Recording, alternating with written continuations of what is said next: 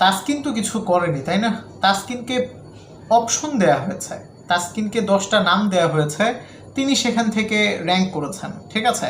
এমন না যে 10টা নাম একবারে দিয়ে দিয়েছে, একটা একটা করে দিয়েছে, তিনি সেখান থেকে একটা র্যাঙ্কিং করেছেন তার যেভাবে মনে হয়। অনেকে দেখলাম যে হাসান মাহমুদের একটা কমেন্টের পর তাসকিনকেও বকাবাদ্য করছেন। কেন ভাই? আশ্চর্য, তারা একসাথে ড্রেসিং রুম শেয়ার করা প্লেয়ার, ঠিক আছে?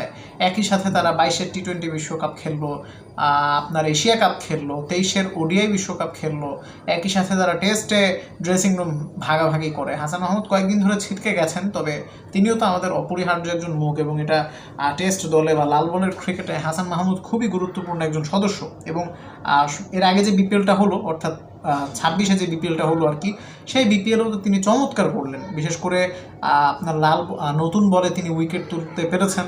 সো সেই অ্যাবিলিটিকে হয়তো যদি আপনি মাথায় রাখেন, হু নোস, তিনি সামনে টি-20 রাডারও আবার ডাক পেতে পারেন, একটা কলাপ পেতে পারেন হয়তো, যদিও কঠিন।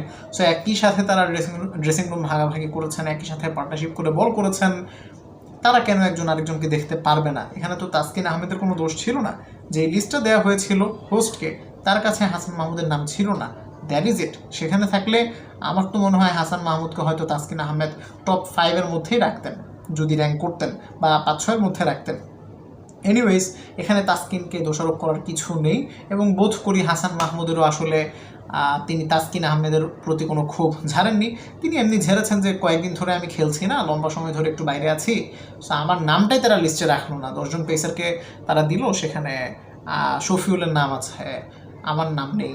এটা একটা তার কষ্ট লাগতেই পারে, ঠিক আছে? এনিওয়েজ, এখন আবার অনেকে বলবেন শফিউল তো 11 সালে জিতিয়েছে। ঠিক আছে ভাই, অসাধারণ হয়েছে। ম্যাক্সিমাম যেহেতু নাম ছিল আপনার রিসেন্ট পেসারদের, এক্সেপ্ট মাশরাফি, তো সেখানে মাহমুদের নামটা রাখাটা আসলে উচিত ছিল, যেহেতু আমার নাম, ঠিক আছে? Anyways, thanks for watching. এটাকে নিয়ে খুব একটা জল ঘোলা করার কিছু নেই।